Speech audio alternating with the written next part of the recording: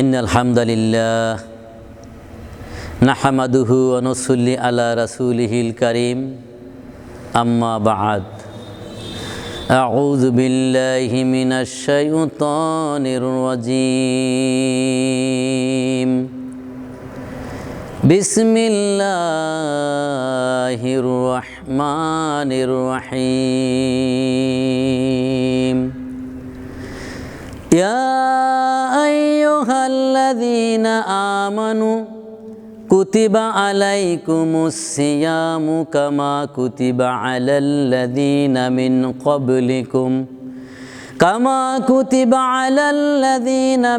ক্বাবলিকুম লাআল্লাকুম তাত্তাকুন।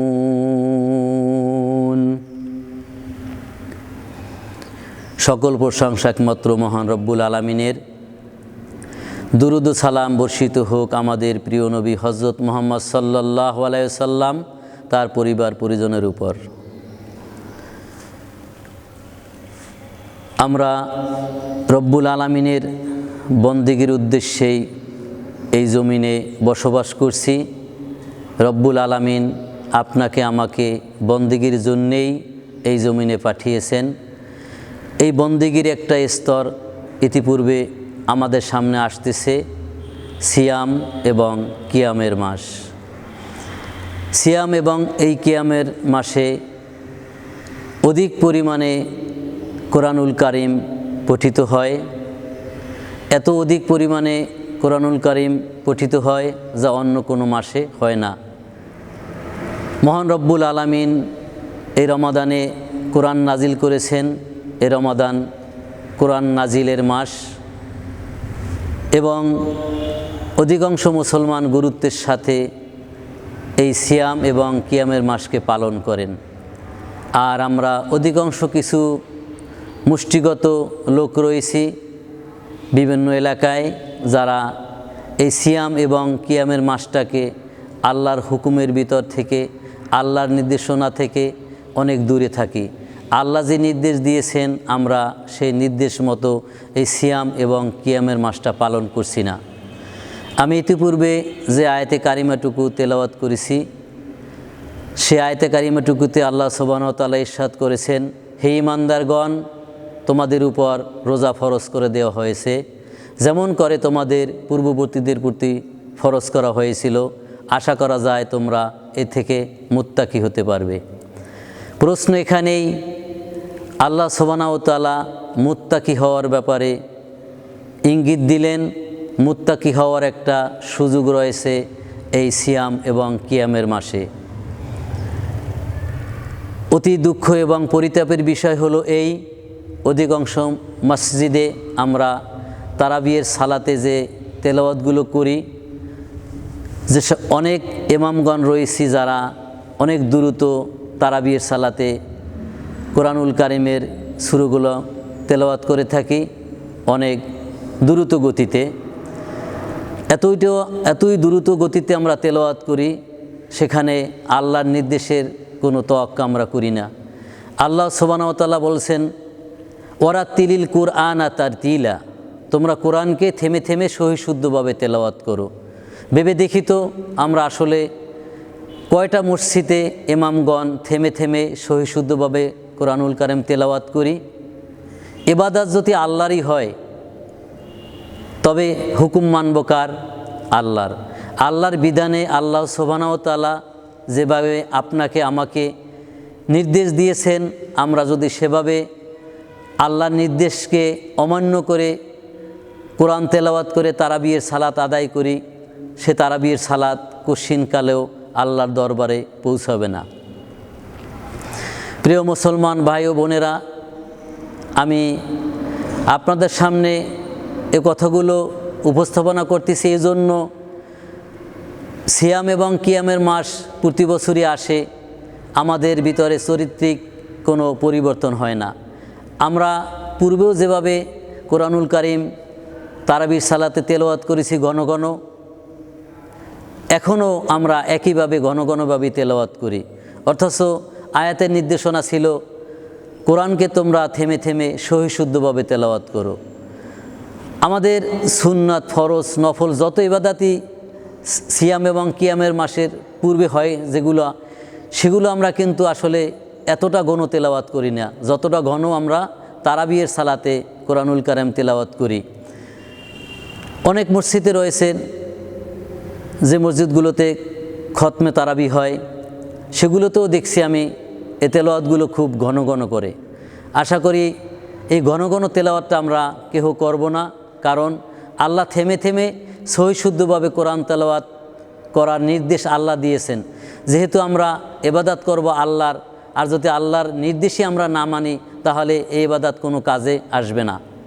প্রিয় ভাই ও বোনেরা, আমি আপনাদেরকে এটুকুই উপলব্ধি করাতে চাই, এই কিয়ামের মাসে আমরা যদি কোরআনুল কারীমের তেলাওয়াতগুলো প্রতিনিয়ত যে সূরাগুলো তেলাওয়াত করব, ওই সূরাগুলো যদি অর্থ আমরা দেখে মসজিদে তেলাওয়াত করি তাহলে আমাদের তারাবির সালাতটা অনেক অর্থবহ এবং অনেক তৃপ্তিদায়ক হয়ে উঠবে, এবং মাস শেষে আমরা কোরআন থেকে একটা অনেক গুরুত্বপূর্ণ একটা কোরআনের ধারণা পেয়ে যাব।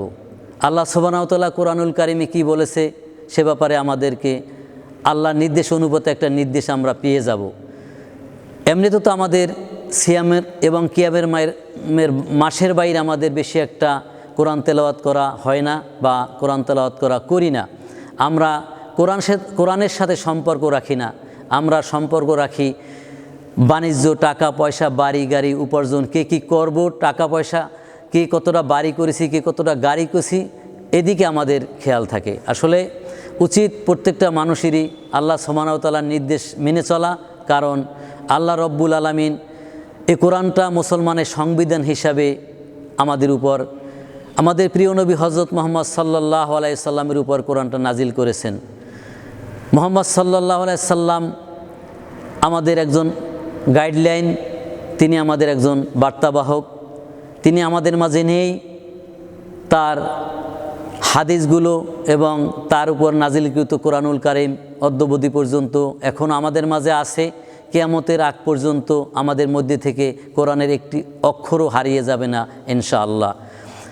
রব্বুল আলামিনের বন্দেগীর ক্ষেত্রে আমরা আমাদের বিভিন্ন মসজিদে যে ঘন ঘন তেলাওয়াতগুলো করি, আসলে এই তেলাওয়াতগুলো করা আমাদের মোটেই কাম্য নয়, কারণ ইবাদত আল্লাহর করতে হলে আল্লাহর নির্দেশ অবশ্যই মানতে হবে।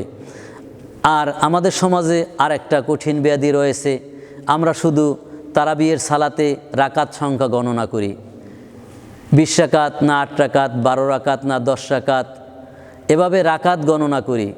নামাজের আমরা কন্টিনিউটি দেখি, কোয়ালিটিটা দেখি না। আসলে কন্টিনিউটি দেখে লাভ কি?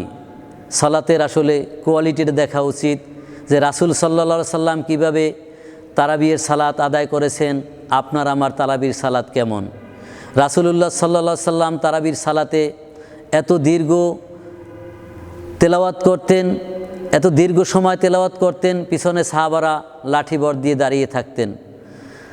অথচ আমরা রিমোট কন্ট্রোলের মতো ঘন ঘন রুকু সিজদা দিচ্ছি, এমনকি 29 রাকাত সালাত 30 মিনিটে শেষ করে ফেলি।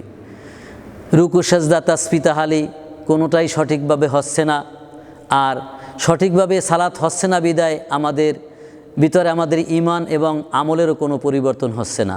কারণ আল্লাহ তো বলেছিলেন ওয়ারাতিলিল কোরআনা তারতিলা, তোমরা কোরআনকে থেমে থেমে সহিশুদ্ধভাবে পড়ো। আমরা আসলে কোরআনকে থেমে থেমে সহিশুদ্ধভাবে খুব কম লোকেই তেলাওয়াত করে থাকি। আসলে উচিত আল্লাহর নির্দেশনা মানা। এবং আমাদের কিছু যুবক এবং কিছু বৃদ্ধ মুসল্লি আছেন সমাজে, যারা কোন মসজিদে সালাত তাড়াতাড়ি শেষ হয় ওই মসজিদটা খোঁজ করে নেই। অমুক মসজিদে আধা ঘন্টায় তারাবির সালাত শেষ হয়, চলো ওইটায় যাই। অমুক মসজিদে গেলে 1-1.5 ঘন্টা লাগে, হাত পা ব্যথা হয়ে যায়, ওটায় যাব না। বাইরে সালাত আদায় করেন আল্লাহর, আর আপনি নিজে নিজে বুদ্ধি করেন কোনটায় তাড়াতাড়ি তারাবির সালাত শেষ হয়, আপনি ওই মসজিদটা বেছে নেন। কেন ভাই? এই রেডিমেড সালাত আল্লাহর কাছে কোনো কাজে লাগবে না। কারণ কি? আল্লাহ সুবহানাহু ওয়া তাআলার সালাতটা হতে হবে রাসূলের সালাতের মতো। এজন্য রাসূল সাল্লাল্লাহু আলাইহি সাল্লাম বলেছিলেন, সল্লু কামা রাআইতুমুনি উসাল্লি, তোমরা সালাত আদায় করো আমি রাসূল যেভাবে করি। আমরা আসলে রাসূলের সালাত কতটা লোকে আদায় করি? আশা করি আমার এই কথাগুলো বোঝার চেষ্টা করবেন। আসছে সামনে সিয়াম এবং কিয়ামের মাস। আমরা যদি মুত্তাকি হতে চাই আল্লাহর এই আয়াতের নির্দেশনায়, তাহলে আমাদেরকে অবশ্যই রাসূল সাল্লাল্লাহু আলাইহি সাল্লাম যেভাবে তারাবির সালাত আদায় করেছেন, আপনাকে আমাকে সেভাবে অবশ্যই তারাবির সালাত আদায় করতে হবে, নতুবা আমাদের এই সালাত কোনো কাজে আসবে না।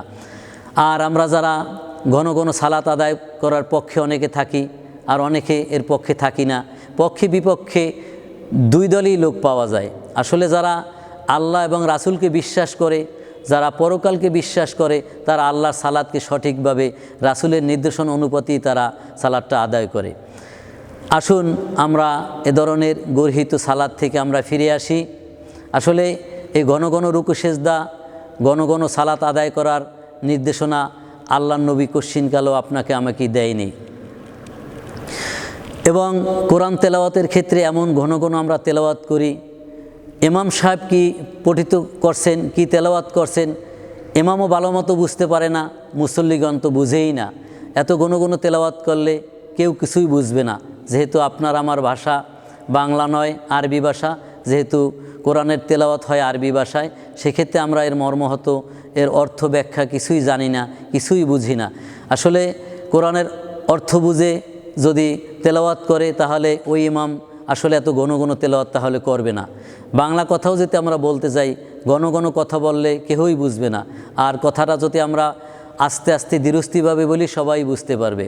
আশা করি আমার কথাটা বুঝতে পারছেন।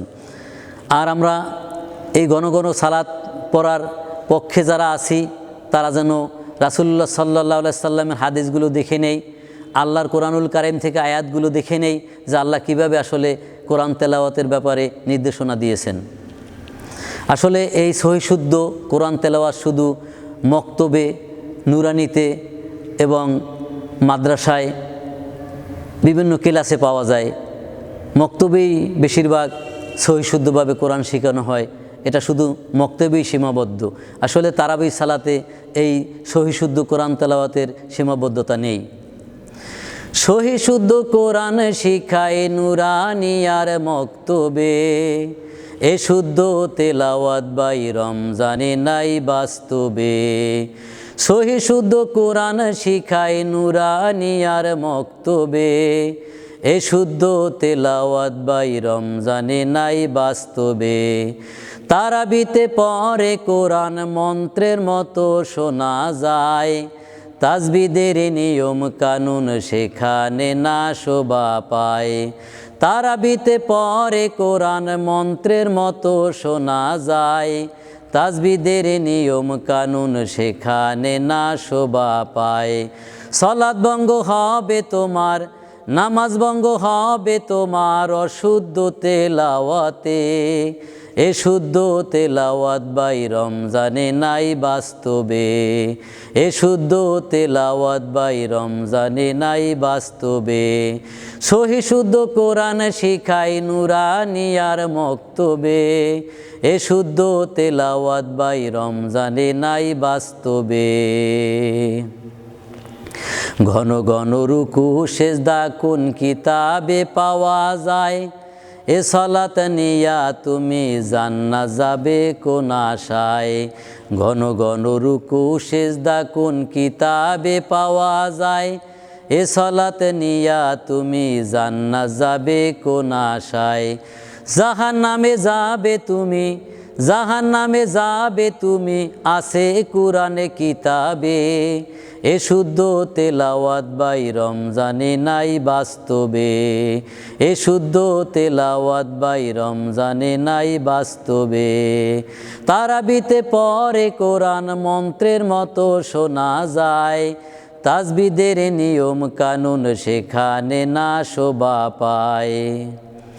মুসল্লিগণ হিসাব করে রাকাত সংখ্যা কত, দুরূত নামাজ কোথায় পড়ায় খারাপ হোক না যত। মুসল্লিগণ হিসাব করে রাকাত সংখ্যা কত, দুরূত নামাজ কোথায় পড়ায় খারাপ হোক না যত।